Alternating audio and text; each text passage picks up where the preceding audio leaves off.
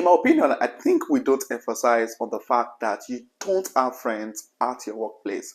You probably only have friendly colleagues. And also, many of the things we don't get to talk about a lot is that the truth is the money you're saving now will probably be the money that's going to save you later, because the way bills just come up all of a sudden in this country, it really can be very disheartening. Personally, for me, I've been working in the UK for about 3 years now, and majority of which was actually part-time jobs. And professionally, as a data analyst, I've been working in the UK for about a year now. And trust me, guys, there are loads of lessons that I've learned on my experience working in the UK. And many of those things I've learned are things that make people actually lose their jobs. Now, many of the mistakes that people made, I was able to, leverage and learn from them and avoid, putting myself in that same position. I've been on a job that, right in front of my eyes, 3 people got sacked, 2 people got sacked because of mistakes that I could have possibly also make, to be honest. It wasn't as if I was immune to making those mistakes. It's because of the fact that I was learning from those mistakes they were making, and I was able to avoid it. So working professionally in the UK is actually very, very, very, should I say, very, very sensitive, especially if you're working in certain fields and sectors here in the UK. So in this video, I'm going to share with you the things I've learned working in the UK, how I've been able to manage my finances, how I've been able to cope with meeting up with bills, and also working professionally here in the United Kingdom. So if this is something you'd like to know, you're currently in the UK, planning to move into the UK, then trust me, guys, you sure do want to watch this video till the end. And if you're coming across my channel for the very first time, please do also hit on the subscribe button to join the amazing growing family. And for my returning subscribers, thank you guys for being here. I really do appreciate you guys. So without further ado, let's get right into the video. Before I get right into the video, I'd like to give a special shout out to the sponsor of this video, Swap Money. Now, Swap Money is a platform that allows you to make transfers. It allows you to change pounds to naira, naira to pounds, and pounds to 30 other currencies. And with Swap Money, you get no fee for every transaction you make. You get instant payments. Your payment gets to your beneficiary within seconds, sometimes even less than a minute. The funds get to your beneficiary.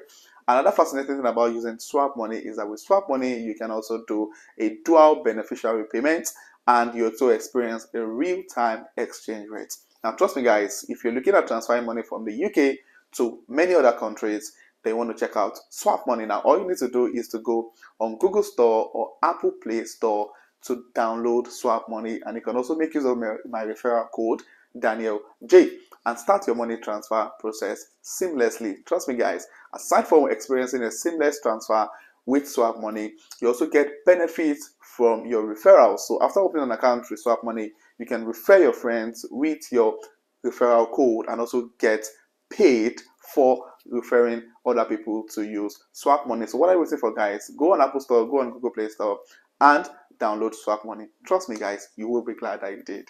Now, trust me, guys, I'm working professionally in the UK, and I've learned quite a number of things. And one of them is really around, finances, how, we've been able to manage finances in, working in the UK, paying our bills. And I tell people, to be honest, especially for immigrants like us, no matter how many years you spend in the UK, many of us will still return back home at some point, and it's really important to make sure that you're not just working from hand to mouth. You are, able to still have some savings and investment, which is really, really important.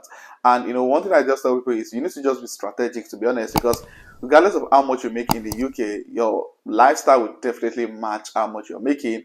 And if you're not careful, you end up saying that every single amount you're making every month is going straight to your bills. And there's this common saying that the money you save in the UK might end up saving you later, and it's a very funny joke, but it's actually very true, because many times you probably save a lot of money. Probably the first 6 months you save about let's say 5 grand, and the last 6 months some bills just start coming up. Probably you had an issue with your car, you need to buy a new car, or you have to pay these bills, pay that bill. Something just comes up and takes off the entire £5,000 you've saved. So you need to be very strategic and make sure that your cost of living, your lifestyle is far below the amount you're making. Now, I'm not saying you should live as if you're not working at all, but the point here basically is that you are able to strategically make some earning and make sure that your cost of living is not so high. Just imagine someone making, for example, £2,000 a month in my opinion, I think it doesn't make sense if you're living in a house that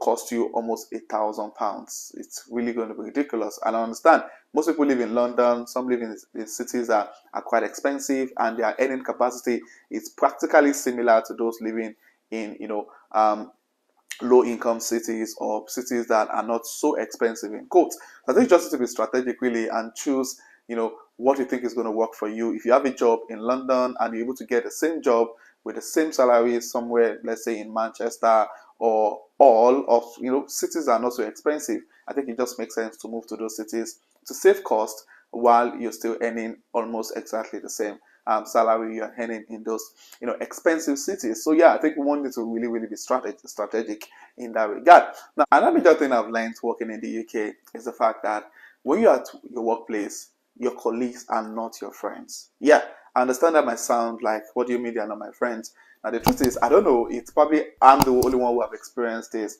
The truth is, anything you tell one of your colleagues at work, there's 90% chances that that information, every other person in that office also has access to that information.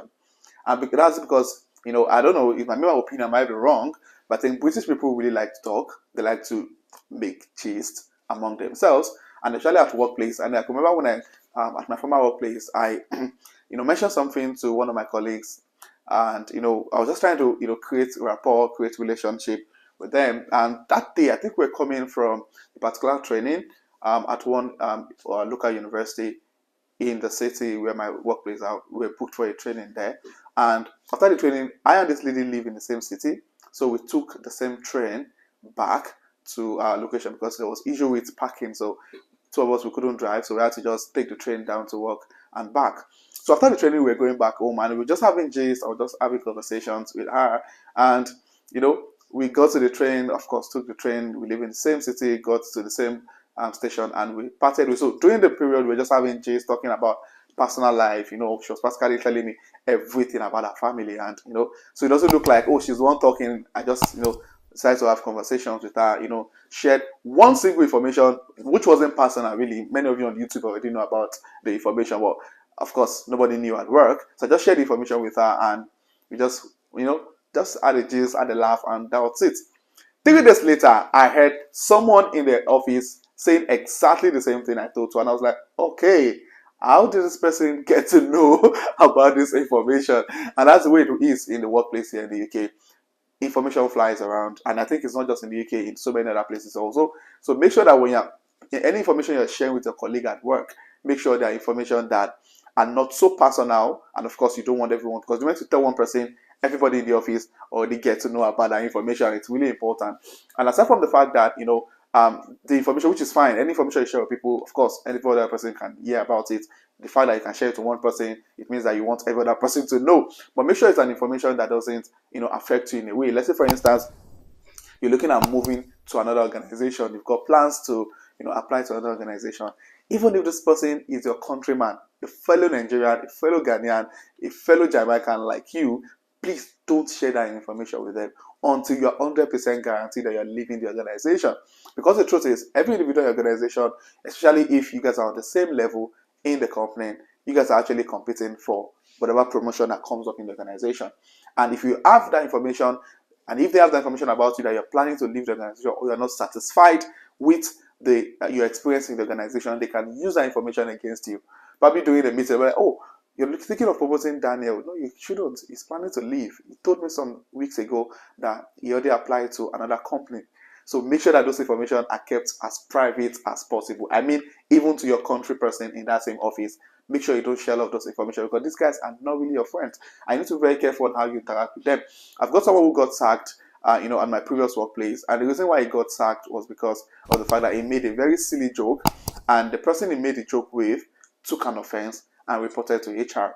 And when they investigated the whole issue, he was at fault, of course, because the jokes he made was really quite expensive, very sensitive, and this person felt, felt unsafe, and he got sacked. Now, the fact was, he wasn't going to be sacked in the first place. They were actually planning to move him to another team, but he was also still adamant, and at the end of it all, they had to, terminate his contract. So you need to be very careful at the workplace here in the UK. I've got lots of experience of people that I work together who got sacked, who got, transferred for different mundane and reasons that we don't count as being sensitive. But these guys are really, really sensitive, to be honest. So if you currently work professionally in the UK, please share your experience working professionally in the comment section. And if you have any question around living in the UK and every question outside this video, please also state in the comment section. And if you're coming across my video for the first time, do well to hit on the subscribe button to join the amazing growing family. And for my returning subscribers, thank you guys for being here. I really do appreciate you guys. So this will be the end of this video, and I'll see you guys in my next video. Thank you.